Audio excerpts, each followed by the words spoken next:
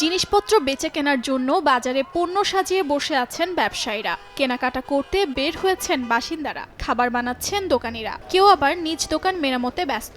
সবকিছু দেখতে স্বাভাবিক মনে হলেও কয়েকদিন আগেও স্বাভাবিক ছিল না সিরিয়ার আলেপ্পো। আসাদ বাহিনীকে হটিয়ে শহরটি দখলে নিয়েছিল বিদ্রোহীরা। আসাদ সরকারের পতনের পর ধীরে ধীরে স্বাভাবিক হচ্ছে আলেপ্পোর রাস্তাঘাট ও দোকানপাট। সরকার পতনের পর যেন নতুন সূচনা হয়েছে শহরটির। এক ধরনের পরিবর্তন এসেছে। বাসিন্দারা রাস্তায় বের হওয়া শুরু করেছে।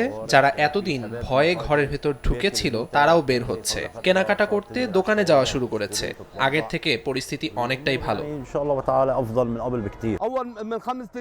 গত ৫-৬ দিন ধরে এখানে কোনো বিদ্যুৎ ছিল না। এখন ২৪ ঘন্টায় মাত্র ২ ঘন্টা বিদ্যুৎ থাকে।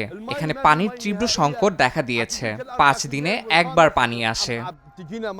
ধীরে ধীরে স্বাভাবিক হচ্ছে রাজধানী দামেস্কের জনজীবনও। কাজে ফিরেছেন দেশটির কেন্দ্রীয় ব্যাংকের চাকুরিজীবীরা। সরকার পতনের পর নতুন করে জীবন শুরুর প্রত্যাশা নিয়ে কাজে ফিরছেন রাজধানীবাসী।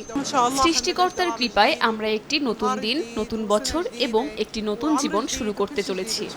বিদ্রোহীদের আক্রমণে গেল রোববার ক্ষমতা ছেড়ে রাশিয়ায় পালিয়ে যান প্রেসিডেন্ট বাশার আল আসাদ। এর মধ্য দিয়ে অবসান ঘটে আসাদ পরিবারের ৫০ বছরের কঠোর শাসনের। অর্জিতা শাহজিন, সময় সংবাদ।